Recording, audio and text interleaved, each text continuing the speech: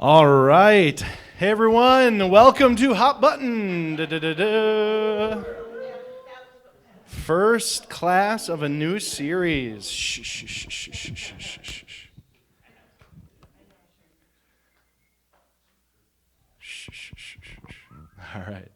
Hey, let's open in prayer, and we will dive in and get ready. So, Father in heaven, I thank you that you've brought us here tonight. And I thank you that you brought us here so that we can follow Jesus more faithfully. I mean, that's why we put stock in church. That's why we come together as a community. It's why we seek to learn. It's why we seek to study your word and all of this, God, is because we're followers of Christ who want to follow you, Jesus, more faithfully. I pray, Lord, that your Spirit would be here and would be empowering that in us. Holy Spirit, that you would actually be at work in our hearts and minds. This cannot just be an intellectual exercise. I pray that you would be conforming us to the image of Christ. Lord, that the patterns of thought and the things that we've believed that are not in accordance with you are not actually truth, because you are the God of truth. You are truth. I pray, Lord, that you would begin to erode some of those things that have entrenched themselves in us that keep us from following you faithfully. That, Holy Spirit, you'd begin to just love, shed your love abroad in our hearts. That we would feel like, yes, Lord, I can trust you fully, and I can engage with you and what you're wanting to do in me, how you're wanting to lead me, how you're wanting me to be an example and a reflection to the people around me, how you're wanting me to love the people around me. God, I pray that we would yield ourselves to the power and work of your Spirit during this class, that you would be glorified in us and through our lives, in Jesus' name. Amen, amen, amen. All right, hot button. You guys, I said it as I was announcing this class in church, but I'll say it again. I was reluctant to do this class. Not because I feel like I can't teach it or whatever, or that it's uninteresting, but simply I knew that opening up these cans of worms was going to require a lot of intentionality and time set aside and dedication on my part too, just for study and all of this. And I just wasn't too excited about it, I'll be totally honest with you. But I've had a couple confirmations so far, right? So we just kind of put it on the calendar, weren't really thinking too much about it. And I realized we're going to finish up our portion on LGBTQ, the topic. So we're doing 3 topics: LGBTQ, abortion, and social justice. Those are the 3 topics, and each one we're spending 3 weeks on. So the next 9 weeks, every Wednesday through May and June, we're doing this, okay? But we're going to finish up our topic on LGBTQ issues right before Gay Pride Month, right? And then, I don't know if you heard the most recent news, but yesterday, I think it was, yesterday morning, the draft opinion from the Supreme Court was leaked, where they very likely have a 5-4 vote to overturn Roe v. Wade, which has been in place since the early 70s, right? Am I correct on that? 73. And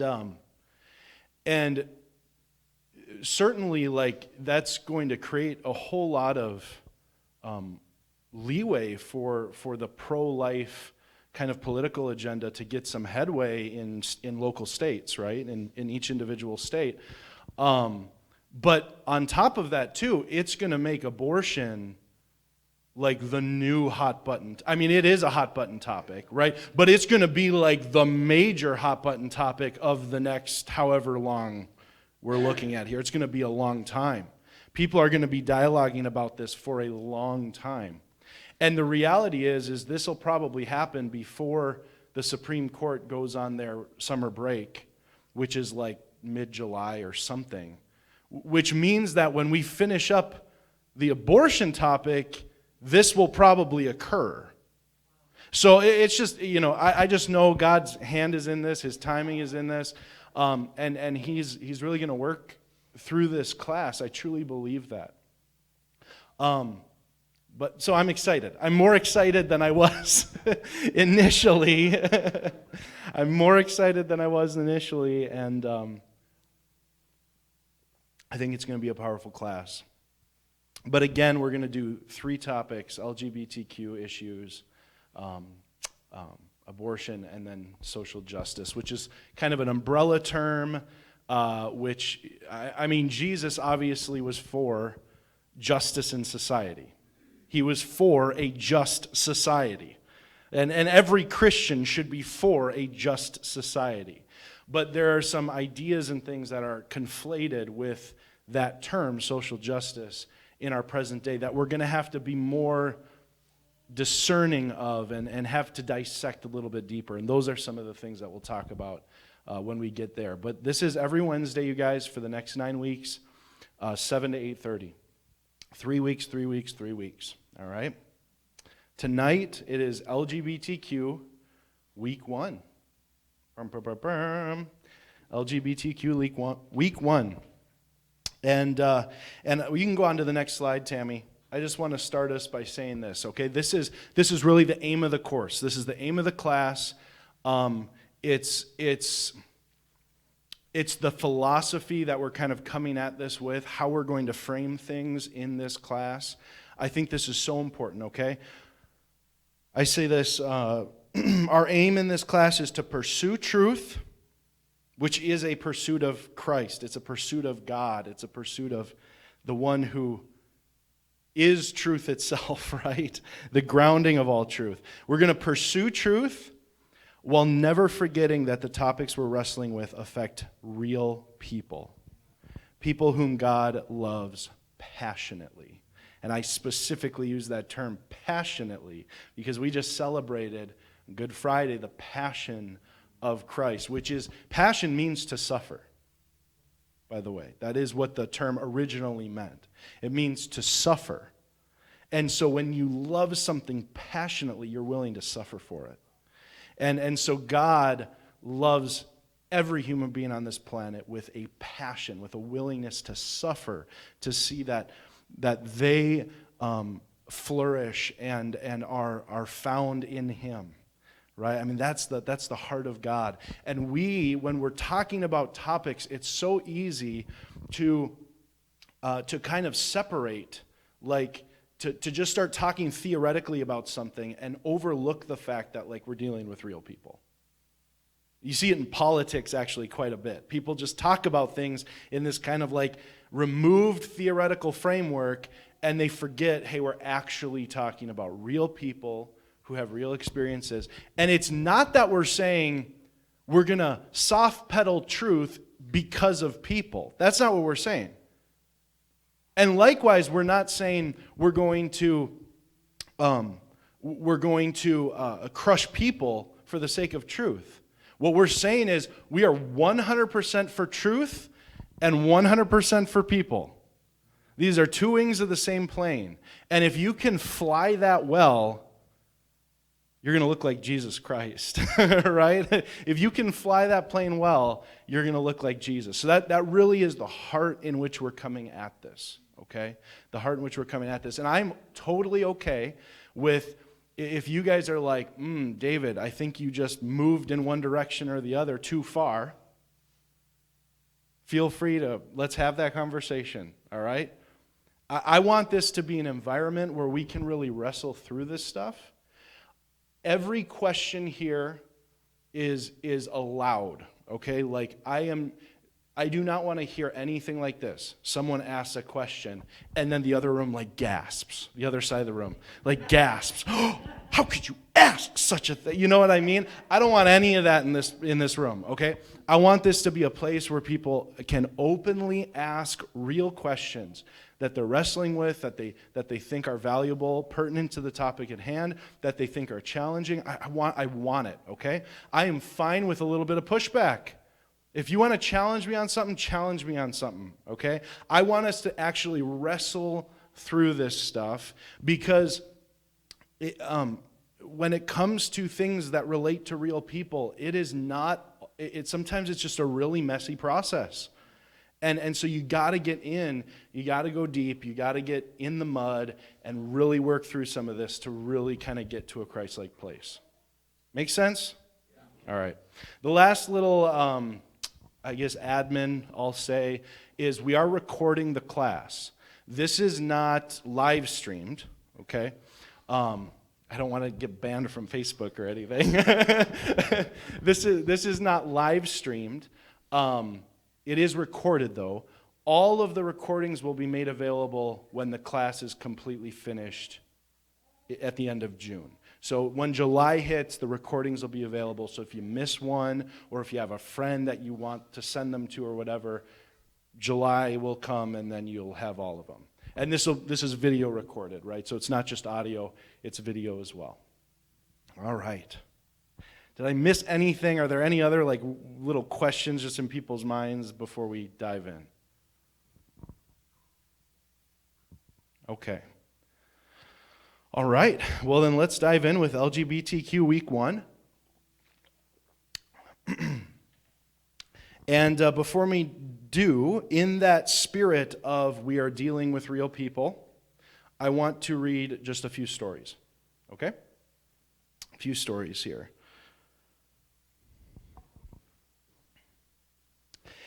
Eric was raised in a conservative Christian home. At a young age, Eric realized he was different, and other kids at school let him know it. These are all true stories, by the way. He endured relentless and ongoing bullying throughout kindergarten, and the rest of his elementary school years were tarnished with horror. I was physically, mentally, verbally, and emotionally assaulted on a daily basis, recalls Eric. This led to chronic migraines, debilitating depression, suicidal thoughts, and a whole host of other mental and physical problems. My name was not Eric, but Faggot. I was stalked, spit on, and ostracized. On one occasion, he was assaulted in a full classroom, and nobody intervened, not even the teacher who was present. Throughout school, Eric was treated like a monster, a subspecies of the human race. I was told that the very essence of my being was unacceptable. I had nowhere safe to go, not even church. In his sophomore year of college, Eric came out to his parents. He told them he was gay. After performing an exorcism on their son, they told him, among other things, that he was disgusting, perverted, unnatural, and damned to hell. Later that year, they kicked him out of the house. Eric killed himself.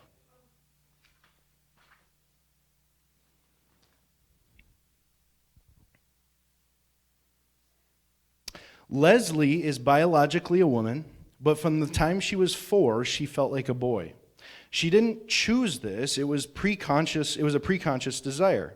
She felt like a boy, had emotions like a boy, played like a boy. Leslie figured that she had been stuffed in the wrong body at birth. Leslie also had accepted Jesus at a young age and loved him with all her heart. It wasn't until her teenage years when she realized that she didn't fit the mold of who people wanted her to be. She realized that she was transgender, biologically female, but everything else male. Leslie loved Jesus and was passionately involved at her church. But toward the end of her freshman year in high school, her pastor began preaching on homosexuality, and this is when her world fell apart. She recounts, "My pastor began a sermon series that included the evils of homosexuality. He condemned all homosexuals to hell. God had no forgiveness for such deviants. Even worse was the mentally ill trans community. He spoke in detail about men becoming women, women becoming men. These people were an abomination in God's eyes. They were unsavable. We must protect our children from their evil ploys. My friends shouted, 'Amen,' and showed appropriate levels of disgust.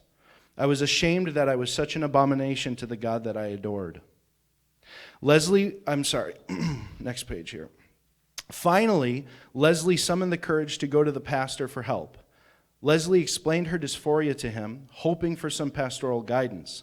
Instead of offering guidance, Leslie recalled, "My pastor escorted me out of the back door of his office and told me to never come back again. And I didn't. I didn't step foot in a church for the next 18 years. I hated Christians, especially pastors, from that point on." Leslie was convinced that neither the church nor that church's God accepted her. So she did what hundreds of thousands of LGBT people have done. She left the church and found a form of love in the LGBT community where her humanity was affirmed and cherished.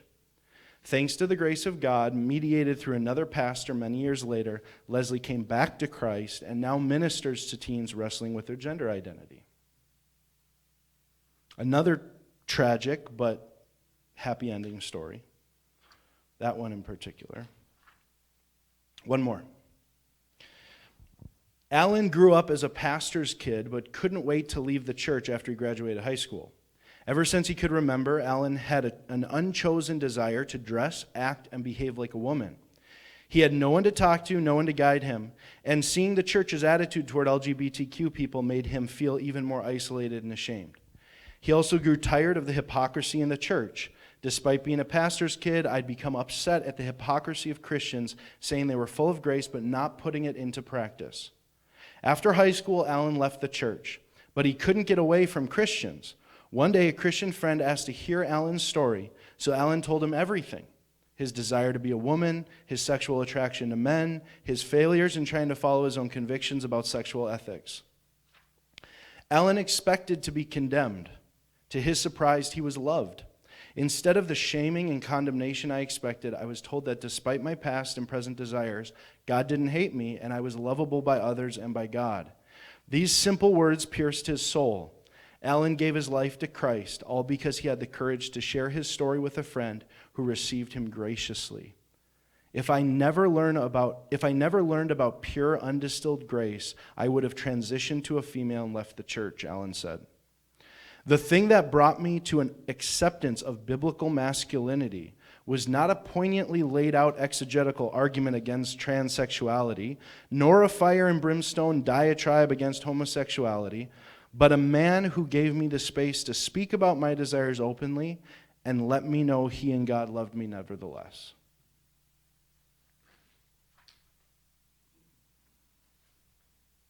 Real people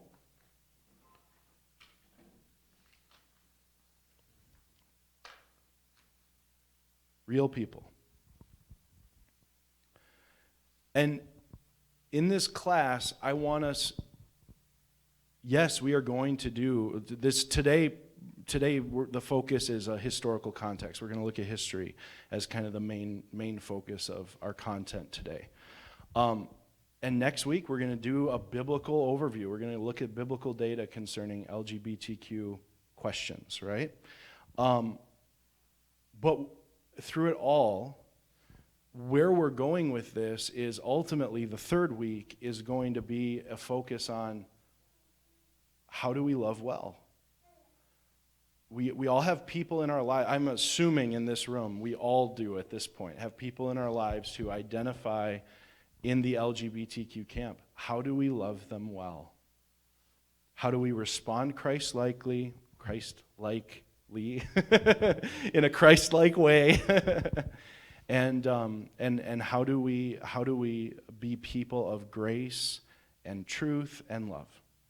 Really, so that's kind of the thrust. That's kind of the emphasis. And so I want you to keep stories like this in your mind, even as we start doing some of the more cold, calculated, exegesis, and we're looking at language and all this kind of stuff. I want you to keep these kind of stories in your mind because they represent real people. Does that make sense? Okay. Next slide, Tammy. Defining our terms. Who has felt like this topic involves a minefield of language that has just maybe confused you, or maybe you've learned it, right? But it is a language to be learned. It's difficult to understand what people are talking about when they use these different terms, and how we can better interpret that, and then seek understanding and be able to have an intelligible conversation, right? So we are going to take a little bit of time here. I know this is a lot. If you look at your list here, I got 18 words for you, okay? But I promise you, this was like my pared down list Okay, this is my pared down list, trying to deal with the most relevant terms for our purposes in this class, okay? First one is simply explaining what LGBTQ stands for. So it's an acronym standing for lesbian, gay, bisexual, transgender, and queer.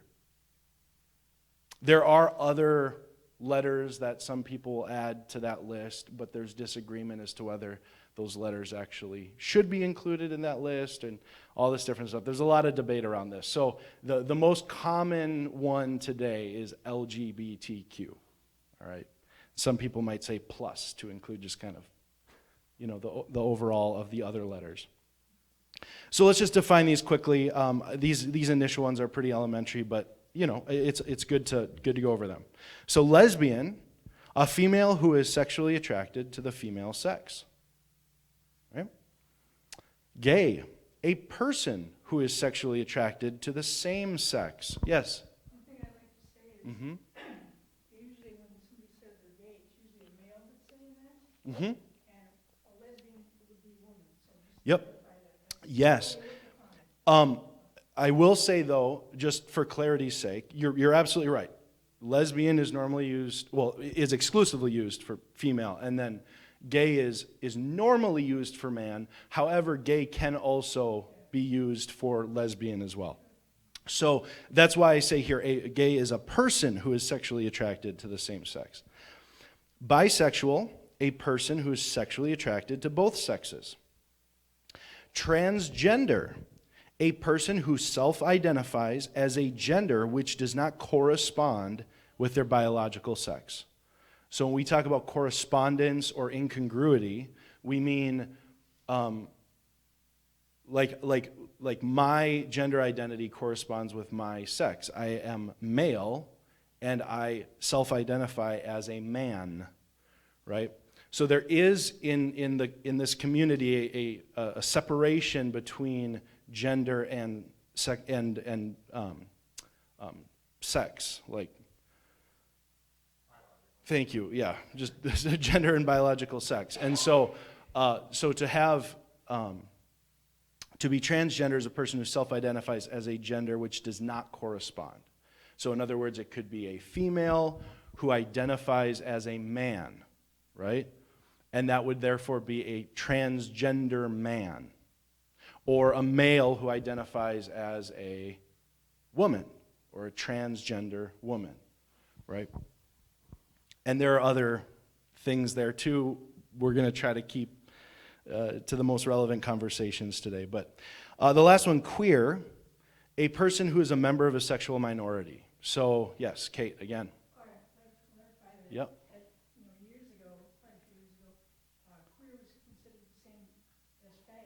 Those are Yes, it was derogatory. terms towards male. Yes, it's no longer though. Yes, yeah, yeah.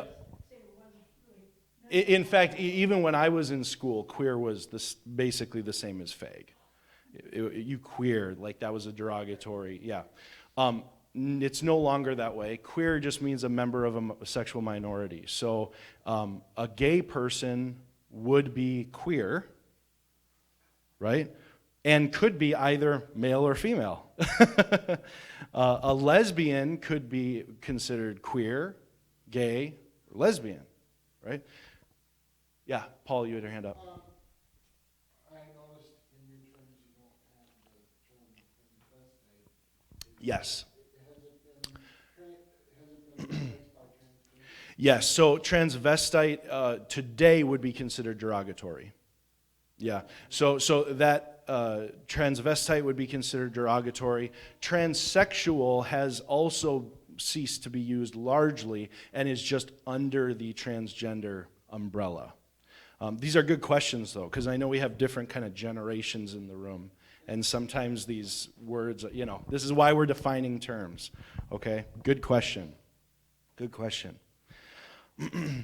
And then queer could also mean someone that is a part of an identified sexual minority that isn't in the list we just laid out, right? So queer is also kind of a catch-all for other expressions. Okay, gender identity. Next slide, Tammy. Gender identity. An individual's personal sense of belonging to a particular gender. So this is where you would get phrases like, this person is male, but their gender identity is woman. Okay, so their personal sense of which gender they belong to doesn't necessarily line up with their biology. Okay. My gender identity is man, and I am male, which means I am cisgender, which is the very next phrase, okay? So cisgender, having a gender identity which corresponds with your biological sex. So most of us in this room, I would assume, are cisgendered. If that's not the case, you can let me know after, but most of us in this room are cisgender. Your gender identity, what your personal sense of gender corresponds with your sex. Non-binary, a person whose gender identity does not correspond with the binary options of man and woman. So this is where, there's been a lot of talk about how, I don't remember if it was Facebook or something, it was allows for 1,000 different genders or something like that, right? So there's a move in this community to kind of create and platform these new gender constructions that fall outside of the binary, which means two, right? Two options, the binary of man and woman. And so someone who would fall outside of that would call themselves a non-binary. Gender dysphoria. This is an important one, okay? Gender dysphoria is a mental disorder in which a person desires to be of a gender which is incongruent with their biological sex and experiences great distress over that incongruence. The relevant point to note here is that gender dysphoria and transgender are not the same thing. You can be transgender and have never had a diagnosis of gender dysphoria. Like you might desire, you might be say a male, right? You might be male and desire to be a woman, but because you don't experience great distress over the incongruity of the fact that your body doesn't line up with that, you wouldn't actually have a diagnosis of gender dysphoria. So you can't lump these two together and say transgender and gender dysphoric are just the same thing. They're not. And likewise, there are gender dysphoric people that aren't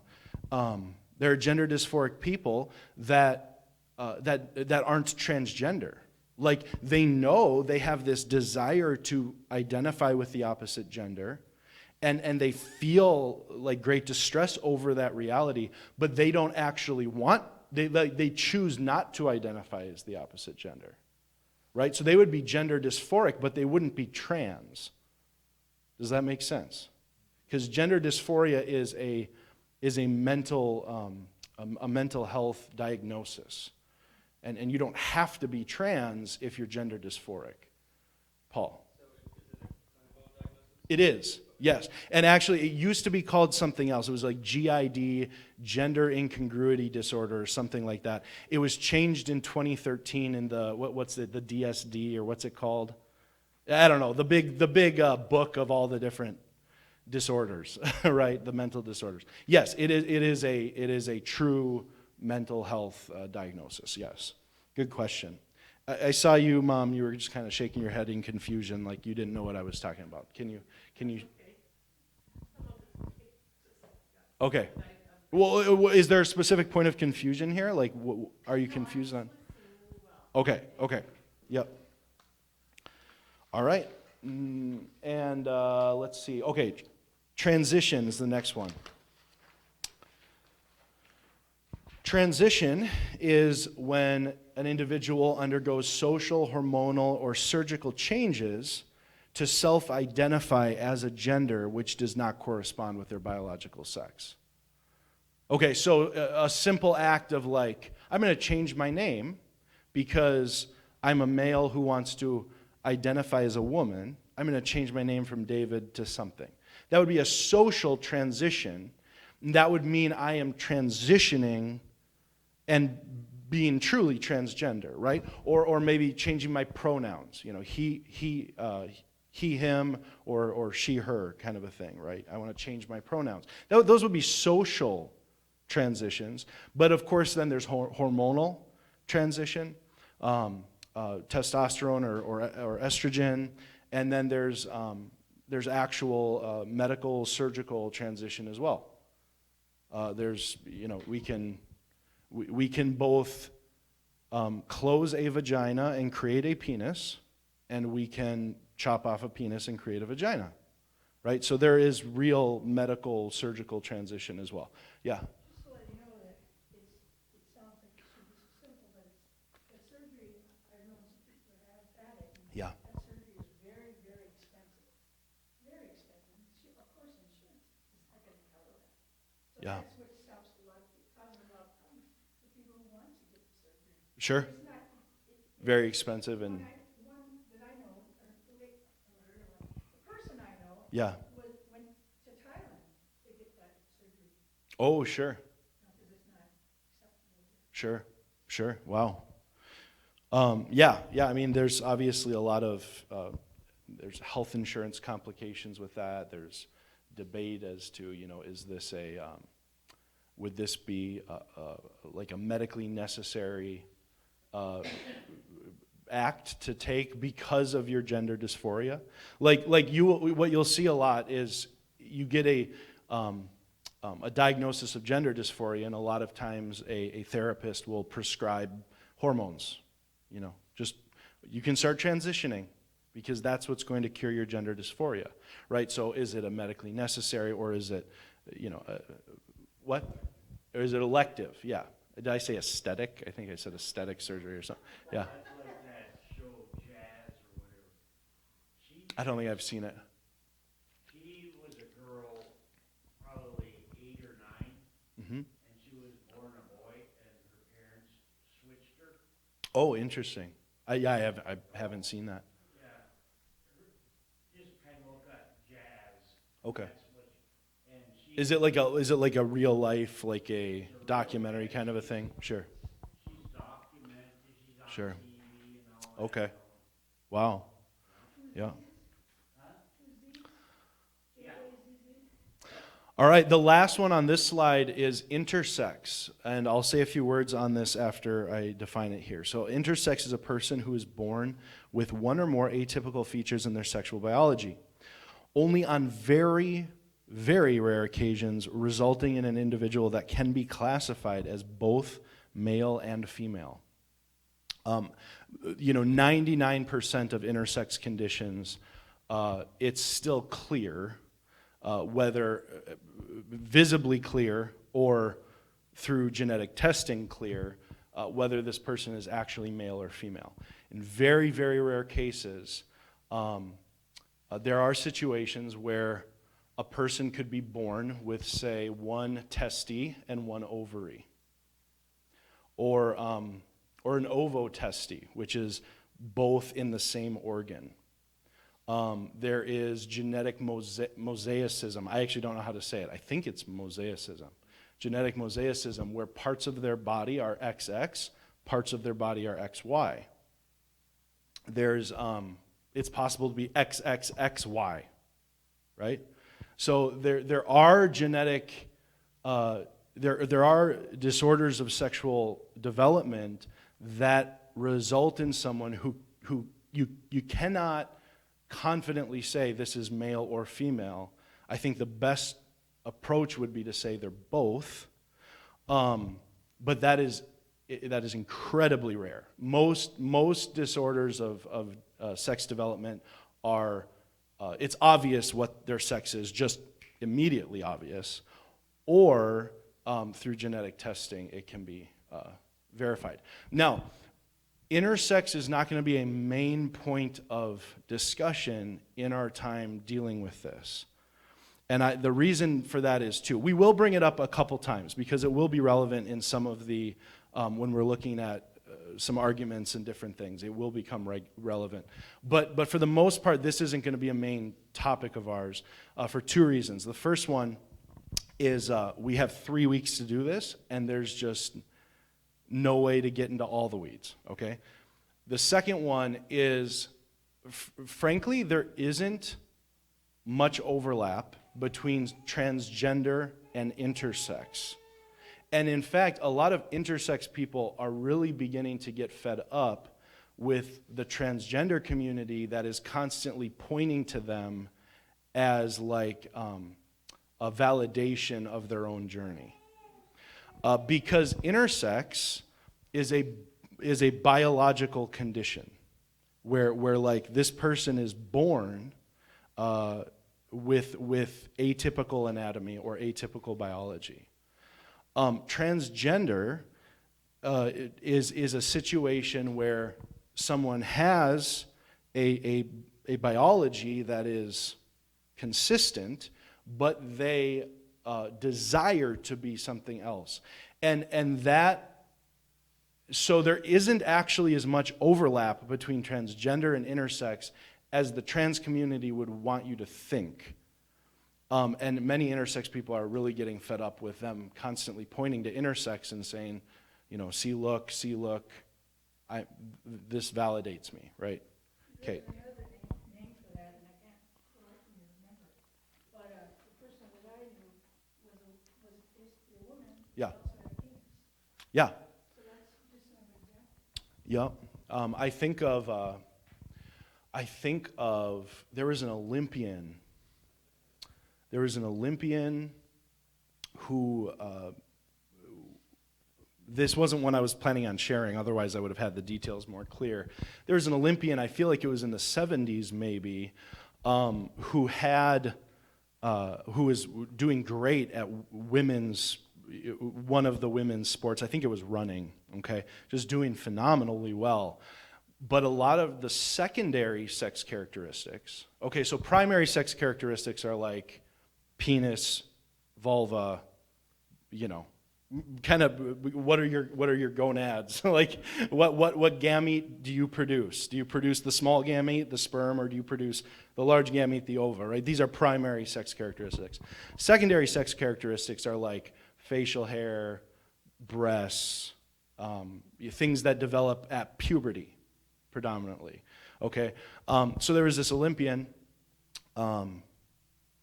Many of her secondary sex characteristics were male. She didn't really have a chest. She had a lower voice. She kind of had this blocky build, and people got kind of upset. They were like, "This is an imposter." Yet she was raised a woman her whole life. She was raised a woman and had female anatomy down there, right?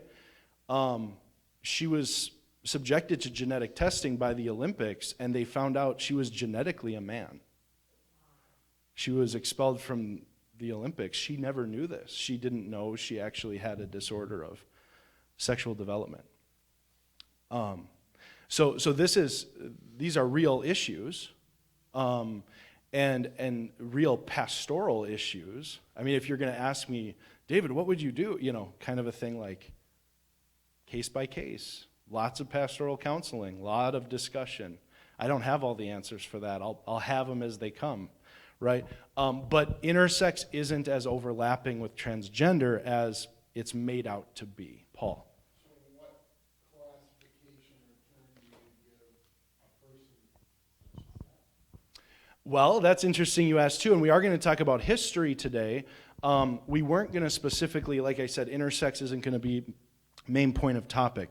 So I wasn't going to get too much in the weeds here, but in rabbinic law, so like in Jewish historical rabbinic law, at times it's not like in our Bible or some kind of authoritative dogma of the Jews, but at times they would identify in their legal system. I'm sorry, no. This was a Catholic canon law. Catholic canon law, maybe to this day, I'm not entirely sure, identifies in their legal system male, female, hermaphrodite. Yep. Which is also a word that is not contemporary used today. So don't call people hermaphrodites, okay? But that's a real thing in Catholic canon law, male, female hermaphrodite. In Jewish law, as they wrestled with these things, because it's not like this is new. It's not like people just figured out about intersex in the 20th century or 21st century. This is something that people have known about forever, okay? So in Jewish law, there was a lot of debate about what should happen with a person who is not clearly male or female at birth. Should they be reared under male legal guidelines in Jewish religion, or should they be reared under female guidelines, or should it be whatever is strictest in the moment? This has all been discussed for thousands of years, folks. None of this is new. Okay, so intersex is important and an important point of conversation. It's not actually as relevant, though, to our class as you might think, because again, intersex is a person who atypical features very rarely could be classified as both man and woman, or both male and female. If we're trying to be consistent in our language for this class, both male and female. Transgender is someone who is clearly male or female but desires to be something else. Okay, so it's not as much overlap as you think, but it is certainly a point of pastoral concern, a point of theology, all of that for sure. Okay, we just can't go down there in this class. All right. Anything else there? Okay. Next slide.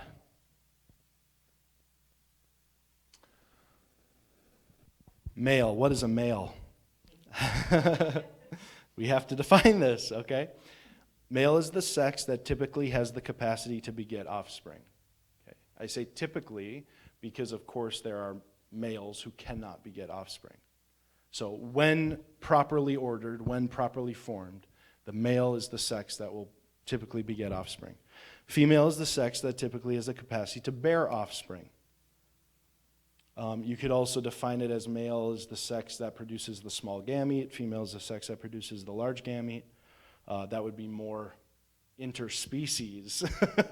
Like it doesn't matter what species you are, in a species that has two sexes. Like that's, yeah. A man, an adult human male. Woman, an adult human female.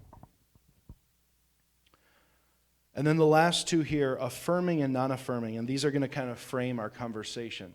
So affirming is a theological position which states that God condones homosexual relations and gender transition. Non-affirming is a theological position which states that God forbids homosexual relations and gender transition. And that'll be kind of our framing conversation as we look into like the biblical data and stuff like that. There's our glossary, all right? Thank you, Paul. Thank you. Any more questions on that? Yeah. Yeah. Yeah. Yeah. Yep. So if you were to take it in a literal definition, homophobia, right? Phobia is the Greek word for fear, and homo is the same, right? So in a literal definition, homophobia means fear of same-sex attracted individuals, right? And that's the literal definition. If you were to take it in like our modern cultural definition, it means anything that isn't affirming. I mean, basically, right? Anything that isn't affirming, like we just kind of defined here, is homophobic. Okay, but that's a cultural definition, and yeah. Yeah, please, Kate. It's because,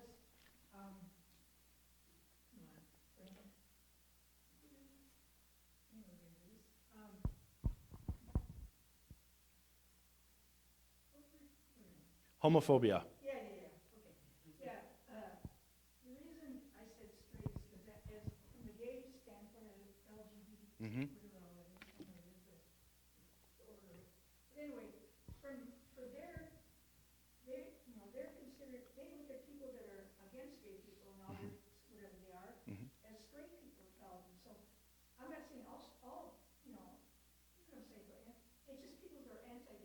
Yeah, right. Anti-gay is another term used for it. Yeah, absolutely, Paul. I'm sorry, Ken. No, it's fine. It's fine. Yep. Okay, but, so on this term homophobic. Yeah. Is it a term that the person is afraid of a gay person or a lesbian? Or is it the gay person or lesbian that's afraid of this person? No, it would be. Oh, I see what you're saying. I mean, the definition of the word, as defined, like by the people who define words, right? It means, could you make a case that maybe it could mean a gay person who is afraid of something else? Maybe, but I mean, if you think about all of our phobias, like arachnophobia, fear of spiders. Give me another phobia.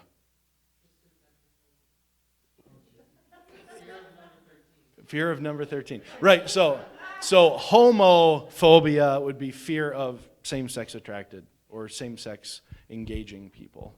Yeah. So, I'm trying to get to a point here to Yeah. relate it to how those are, that particular term is felt by either party, Sure. So, and how we should relate to people that we don't hold Yeah. these kind of values with. Yeah. Um, I would just stay away from the term. I mean, frankly. Yeah, it's not a good term. Yeah. I'll take it offline later. Sure. Maybe when we get more into when we're dealing with like practical stuff, then we could bring it up again. Sure. Let's save it for later because we want to stay on track here. Okay, so tonight, next slide, Tammy, historical context. Okay, we're going to look at the historical assessment of these kinds of things, particularly as it pertains to the Christian faith, the Bible, that kind of stuff. All right. So next slide. Overlooking and oversimplifying. All right. When it comes to the historical data, both the affirming and the non-affirming camps just completely blow it. I just got to put that out there just straight away, okay? You tend to get these kind of sensibilities from the affirming camp. Homosexual relations in biblical times were exclusively exploitative. Usually they're referring to pederasty, which we'll talk about in a little bit. Unlike the loving homosexual relationships that exist today. Now, if that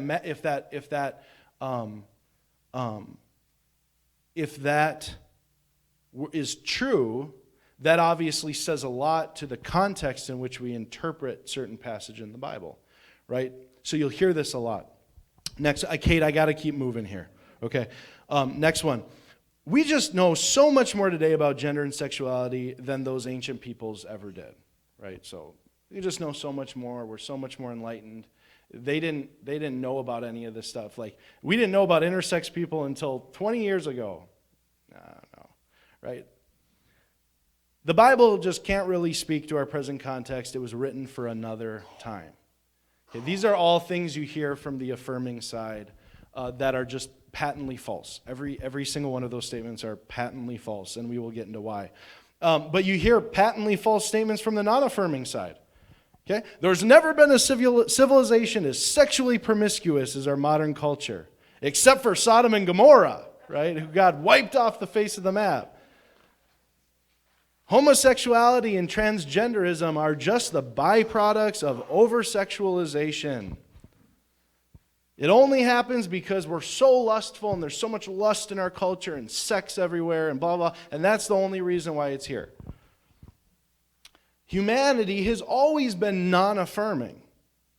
Like, this is a claim that's made in the non-affirming side, that humanity in general has tended to be non-affirming toward homosexual or trans identities, right? It's only modern liberalism that has recently tried to change that. These are all patently false statements as well. All patently false. And we're going to get into a little bit of why that is, because they overlook a whole bunch of history and they oversimplify a whole bunch of history. All right, so we're going to get into a more even-handed take at this evening. So next slide, Tammy.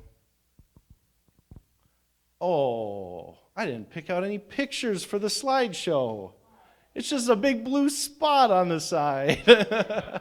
Whoops, forgot to do that. Sorry, folks. We'll have pictures next week.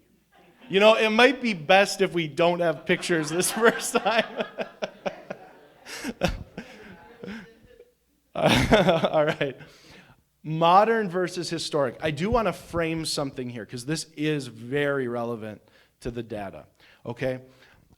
Today, really, it's been since the 19th century. It was 19th century in sociological circles that terms that relate specifically to sexual identity or like dominant sexual orientation, terms like homosexual, were invented in the 19th century. And so in our modern day, we think in terms of lesbian, gay, bisexual, right? And these or transgender, transsexual. These terms is not how the ancient world saw gender and sexuality. They looked at it through a very different paradigm, and that is very relevant to our conversation. So in our current day, we would say something like, I am a lesbian because I am sexually attracted to females, right? Which is true. I mean, that is what the definition for lesbian means. But this idea of sexual identity what didn't really exist until modern day. The ancient world thought in terms of gender identity. So I'll give you an example here of what I kind of mean to help make sense of this. In the ancient world, if I, as a guy, had sex with men, that wouldn't mean I'm gay. They wouldn't even, that term wouldn't even that there was no language for that. There wasn't language for he is a person who has sex with other men. Okay? There wasn't language for that. What instead they thought of was in terms of gender identities. They wouldn't care, oh, you have sex with men, that's fine. Do you take the active or passive role? That would be the question.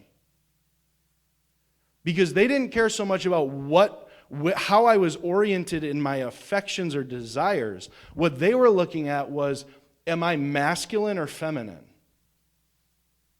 So in a sexual encounter between men in the ancient world, there would be, the active partner would be considered masculine, and the passive partner would be considered feminine.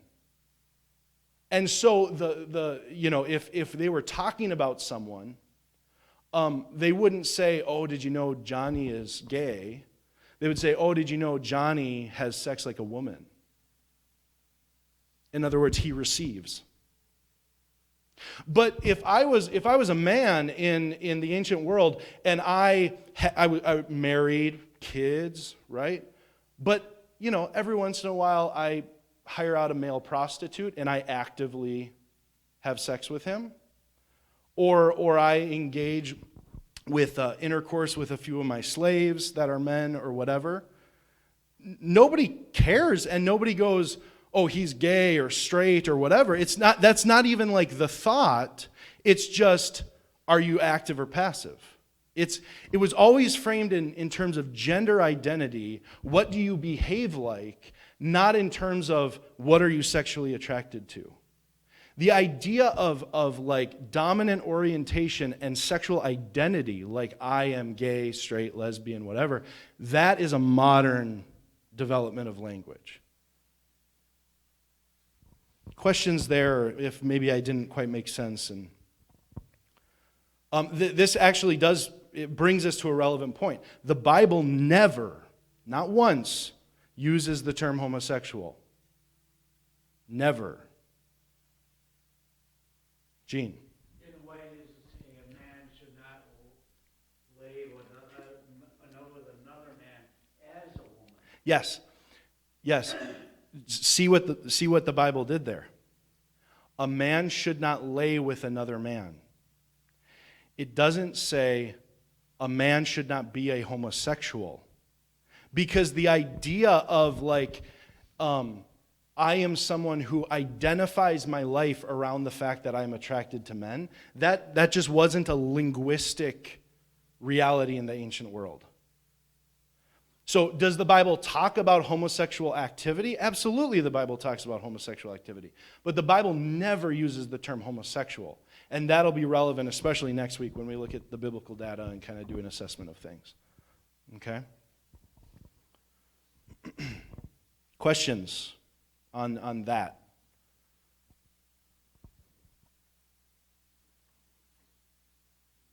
Okay, next slide then, Tammy.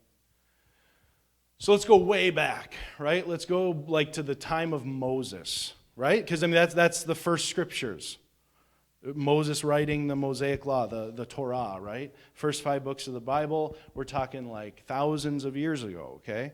And especially we want to look predominantly in ancient Near East contexts because that world was where Moses would have lived and existed and all of that. So the earliest biblical documents, we're looking at an ancient Near East context. That's the framing context of the most ancient parts of Scripture. And there's just a few points to be made here. In this ancient Near East context, the most common form of homosexuality or homosexual activity was male homosexual activity. And this was socially acceptable as long as there was a power differential. So again, they're not thinking in terms of gay, straight, lesbian, whatever. They're just saying it's fine for a man to have sex with another man just as long as there's a power differential and the active partner is the stronger partner. So a strong partner, like a man who is well respected in his city, could have sex with a lower class man of the city. And he wouldn't lose his man card. He wouldn't, his wife might be a little irked by it, but she's not even going to lay claim on that or whatever. That's something you can't do. This was socially acceptable. So as long as the higher status individual was the active partner and the lower status individual was the receiving partner, that was socially acceptable and fine. In the kind of that ancient world of where Moses existed, right? And that was the most common form of homosexuality, was that male-male power differential context. Other homosexual relationships certainly existed, but were less socially acceptable. So relationships between women were less socially acceptable. Relationships between people of the same class that were more consensual and more mutual, that was less socially acceptable. Of course, it still happened, but less socially acceptable. And speaking on the trans issue as well, we have record of plenty of people who had lived out kind of transgender lives. We have record of those who were male but lived as women. I think of so Ishtar was a Mesopotamian god, and Ishtar actually was the god itself kind of blurred the gender distinction line. There were elements of Ishtar that were kind of male, elements of Ishtar that were kind of female, and the priests of Ishtar would be male priests who lived lives as women in honor of their goddess, or this kind of gender fluid goddess that they worshipped. And this is from the most ancient sources, right? This is like, just to kind of paint a picture that it's not like any of this stuff was foreign to even the most ancient writers of the Bible. All right, we know, like, they had a sense of what was going on. Okay, it's none of this is brand new. Questions here in the A&E. Just a few brief points on the A&E context.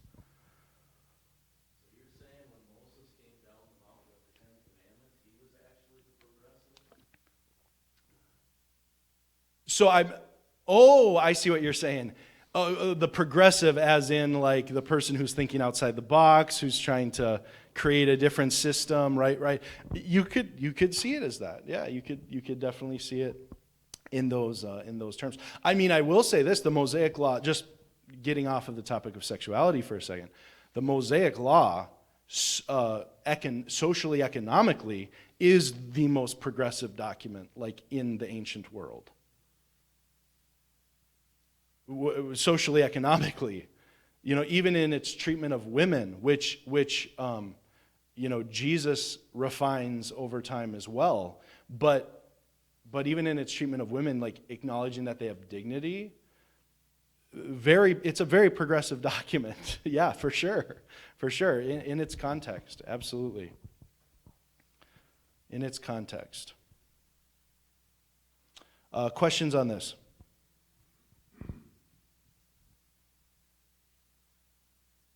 Okay, next slide. Let's jump a little ahead, 500 BC to a couple hundred years after Christ. Like give it like a 700-800 year swath, framed around the person of Christ, the Greco-Roman world. What was that like? Especially as it relates to the New Testament and things like that. So the Greco-Roman culture was way more sexualized than our modern culture. It may have been one of the most sexualized cultures that have ever existed. It wouldn't be, and I don't say this just to be lewd, I actually want you to get an understanding of what we're talking about, all right? It wouldn't be uncommon for pornography, just depictions of orgies, promiscuous sex, all kinds of stuff, to be decorating homes with children, right? It wouldn't be a stretch to have, at your dinner table, a picture that has a man having sex with a boy on the picture. Here you go. Mommy, can I have some more water? Yes? The Greco-Roman world celebrated sex in all its forms, encouraged sexual activity at every turn. It was a very free society in this regard, and in no way does even our modern culture compare in how sexualized the Greco-Roman world was. Yeah, I want to be clear. This is what Jesus grew up in. Now, he grew up with the Jewish people, and of course that didn't decorate their homes, okay? But the larger context, like Rome was ruling Judea, right? So this is the context that Jesus grows up in. This is the context that the apostles are missionaries to. You have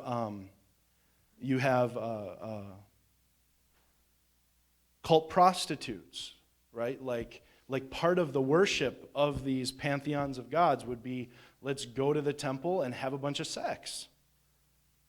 And there'd be boys, men and women at the temple, cult prostitutes. You've come to give your offering. All right, let's go behind this curtain quick and give your offering, right? Like, this is just life. This is just how everything existed.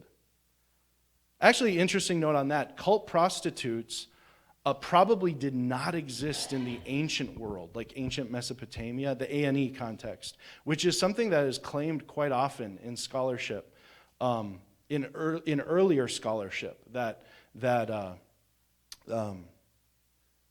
God was really worried about Israel having cult prostitutes. That actually isn't true. Cult prostitutes didn't exist in like Moses' day, even in the nations around them. That was something that developed later on, and more modern scholarship recognizes that now. But that's anyway a secondary point here. Very sexualized culture. The most common form of homosexual relationship was pedastry, which is when a male who's probably in his 30s or so would take on a boy lover between the ages of 13 and 17, and he would regularly have sex with him. It wasn't just a form of pleasurable release. It wasn't seen as a form of exploitation. What it was this man was forming a relationship with this child, and he was then to disciple and educate and teach the boy, and teach him to become a man. Okay? But this was probably the most common, not probably, it was the most common form of homosexual activity in the Greco-Roman world was pederasty. Pederasty, that's how you pronounce it. Pederasty, the love of boys. Who's seen 300? Spartans, right? Okay, every single one of those soldiers would have had a boy lover. Every single one. And again, that frames this whole, like their whole culture revolved around this. And again, this helps us to understand how this is framed. The ancient world did not frame things as like, oh, you're gay because you have sex with men. Or you're gay because it was framed around gender identities. Like as long as this older, bearded, masculine man is the one penetrating the boy, he's a manly man, right? And he's not gay. He has a wife, he has kids, all that kind of stuff. That's not how they thought. He's just a manly man doing his manly duty. This is just how our culture is set up. Okay. That being said, consensual same-sex relationships did exist, even gay and lesbian marriages. Gay marriage was recognized and official in the Greco-Roman world. Emperor Nero publicly married 2 men during his life. He's one of the emperors actually referenced in the Bible, in the New Testament. He publicly married 2 men during his life. And actually, one of them reminded him of his former wife who had died. So he had the man castrated in order to more appear like a woman. Yikes, anyway.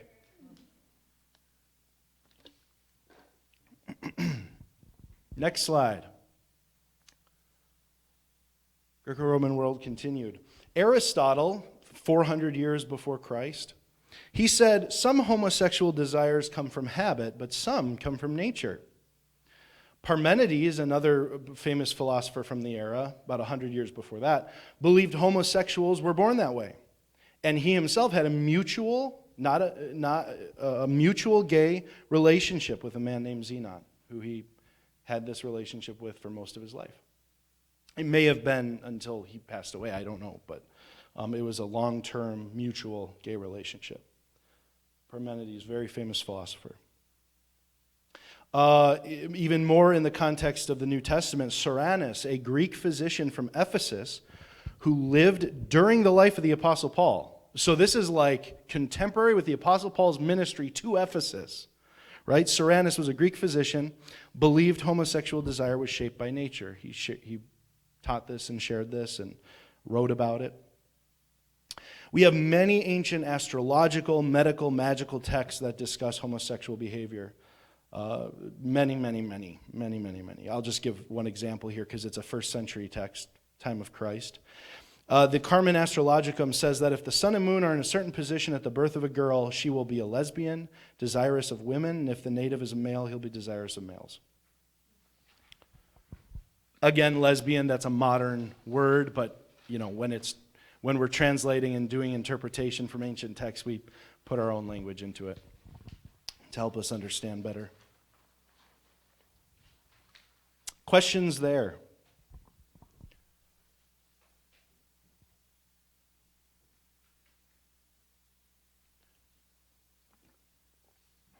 All right, next one. Go for it, Tammy. Next slide. Trans Greco-Roman people. The poet Agathon was known for his fair beauty and cross-dressing. He also had a lifelong consensual gay relationship. Not pedestary, not exploitative, lifelong consensual gay relationship. The poet Ovid tells the tale of a girl, Iphis, who was raised as a boy by her mother. Now, this is a tale, this is a story, it's not a true story, but of course the stories of the day, the poems of the day, these are all reflective of real life. They're all engaging with things people know about, talk about, discuss, right? So Ovid tells this story, this fictional story of a girl who was raised as a boy by her mother. The male Galli, which were priests in Phrygia, part of, I think, modern Turkey. I think Phrygia was in modern Turkey. Presented themselves as women and even underwent castration. This is similar to some of the A&E, the ancient Near East priests. The Galli, they would undergo castration to even better show them. There were males in positions of leadership that would undergo castration to better reflect the goddess they served and would live their life out as a woman, right? Emperor Elagabalus, try to say that one. Emperor Elagabalus lived as a woman, married a man, and even dressed as a bride for their wedding. Gay marriage, transgender, contemporary with the early church. And a male, right? I mean, I think that's implied. There were no female emperors. But I mean, these are just, I'm not saying this is like everything we have. I'm just saying this is just some examples, right? I want you to understand that none of what we're talking about today is foreign to history. None of what we're talking about today is like has never occurred before, right? These are things that humanity has experienced and dealt with in different ways and has celebrated at times, shunned at others throughout our history. This is homosexuality, gender dysphoria, transgender. These are all things that have existed forever and a. Like, none of this is new. None of this is new. Even gay marriage. We didn't invent gay marriage. Questions on that one?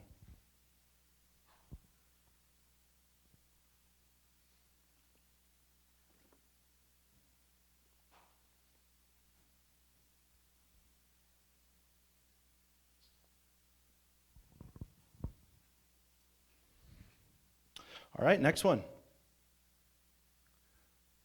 Jewish intertestamental and early AD writings. So I'm talking 500 years before Christ to the first few centuries of after Christ.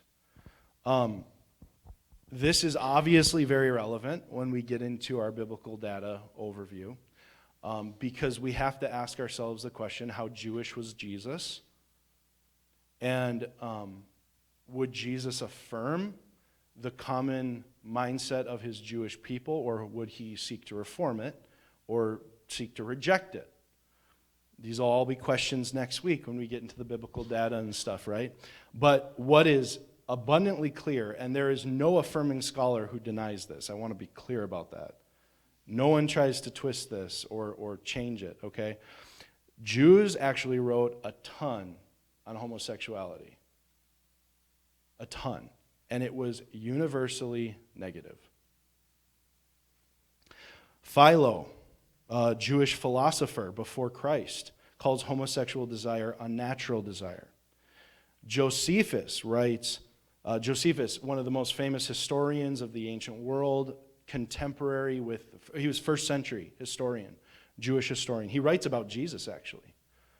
He's one of our historical documents. He's one of, he's not a Christian, but he's a Jew who writes about Jesus. Interesting. But Josephus writes, "What are our laws about marriage? That law owns no other mixture of sexes, but that which nature hath appointed, of a man and his wife, and that this be used only for the procreation of children. But it abhors the mixture of a male with a male, and if anyone do that, death is his punishment." Jewish rabbis 500 years before and after Christ all condemn same-sex relations unanimously. There is no affirming scholar who even tries to argue this point. It is so, the evidence is so overwhelming. You just can't get around it. So the question is, does Jesus agree with his contemporaries, or does he in some way disagree with them? That's the question. Question's there. That was my question. Now you give me your questions.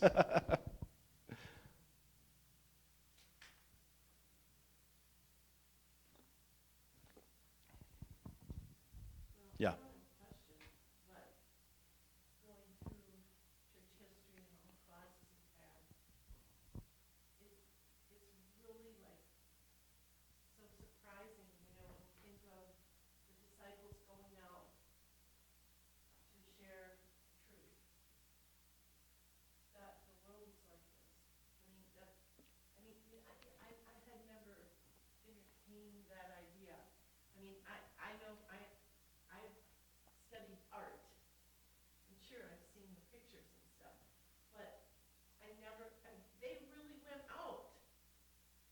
Can you imagine a church where it's like, oh yeah, you know, most of the leadership and the men in this church used to have sex with boys?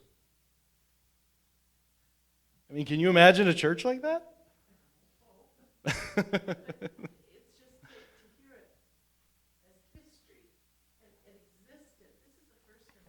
Yeah.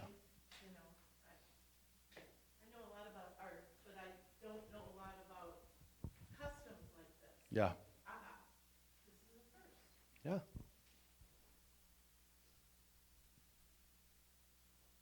Questions or thoughts before we get to the next slide? Anything else? All right, next slide, Tammy. So here's the real questions. Here's what we're asking. we all agree, at least as Christians we agree, okay?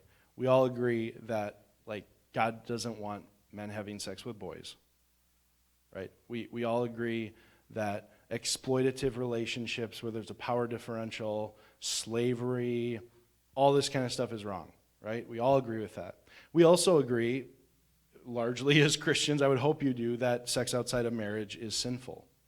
That's fornication, and it's not okay, right? So we know promiscuity and adultery and sex outside of the marriage bed is sinful. We all agree on this, right? Here's the real question we're asking. This is what we're going to really look at next week when we get into the biblical data. Okay, does God condone monogamous, loving, self-sacrificial, same-sex relationships? That's the question. And then that's a question for the LGBTQ portion, okay? And then for the T, when someone experiences incongruity between their gender identity and biological sex, which does God affirm? Their body or their mind? Okay, their inner sense of self or their external self? Which does God affirm when a person experiences incongruity? These are the two questions that we need to actually wrestle with and actually work through and actually look at the Bible concerning, right? And I know next week it'll be good. It'll be good. We'll go through a whole lot. I'm hoping I can actually, if we don't fully finish the biblical data next week, we'll go a little bit into week 3, and then we'll end it with, practical considerations and how to love people well in relationship and all that stuff, all right? So you can go to the last slide, Tammy. It just says next week we'll assess the biblical data. Next slide. Yeah. We have 4 minutes. Parting shots, thoughts, questions, concerns, anxieties, depressions, anything.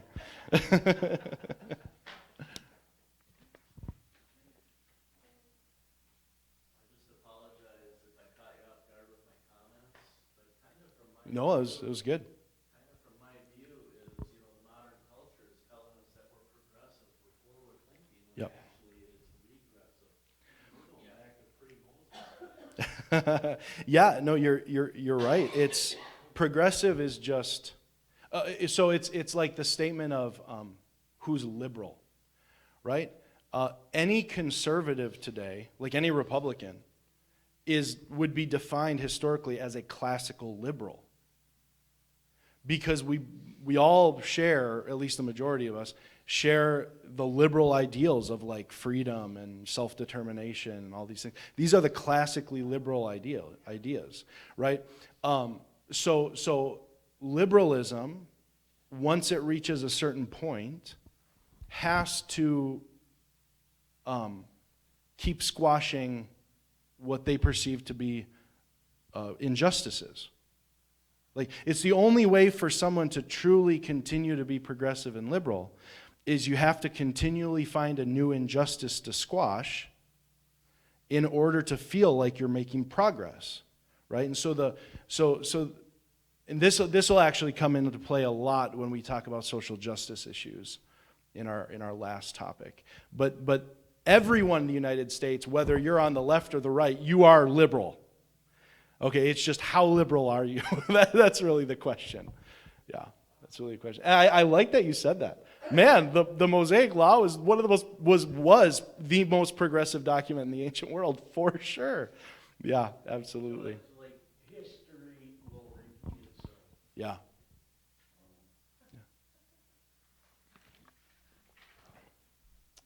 Anything else?